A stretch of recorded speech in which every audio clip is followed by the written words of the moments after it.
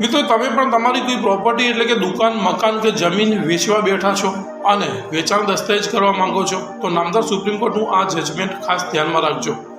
ઘણી વખત આપણે એવું વિચારતા હોઈએ છીએ કે સામેવાળી પાર્ટી જો વેચાણ દસ્તાવેજ મુજબની રકમ ના આપે તો આ વેચાણ દસ્તાવેજ રદ થઈ શકે છે, પરંતુ આ તમારો ભ્રમ છે અને તમારી ગેરસમજ છે।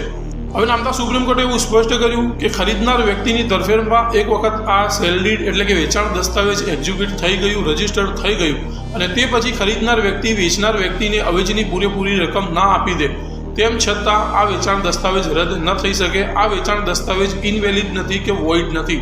વધુમાં નામદાર સુપ્રીમ કોર્ટે એવું પણ સ્પષ્ટ કર્યું કે ટ્રાન્સફર ઓફ પ્રોપર્ટી એક્ટની કલમ 54 મુજબ જ્યારે કોઈ વેચાણ દસ્તાવેજ એક્ઝિક્યુટ થઈ જાય છે, રજીસ્ટર્ડ થઈ જાય છે, તે પછી આ જે પ્રોપર્ટી છે તે ખરીદનાર વ્યક્તિની તરફેણમાં ટ્રાન્સફર થઈ જાય છે। એટલે બાકીની રકમ જો ખરીદનાર વ્યક્તિ વેચનારને ન પણ ચૂકવે તેમ છતાં આ વેચાણ દસ્તાવેજ રદ ન થઈ શકે। હવે જો વેચનાર વ્યક્તિને આ રકમ જોઈતી હોય તો સિવિલ કોર્ટમાં રિકવરી સૂટ દાખલ કરીને આ રકમ માંગી શકે, પણ આ વેચાણ દસ્તાવેજ રદ કરવાની માંગણી ન કરી શકે।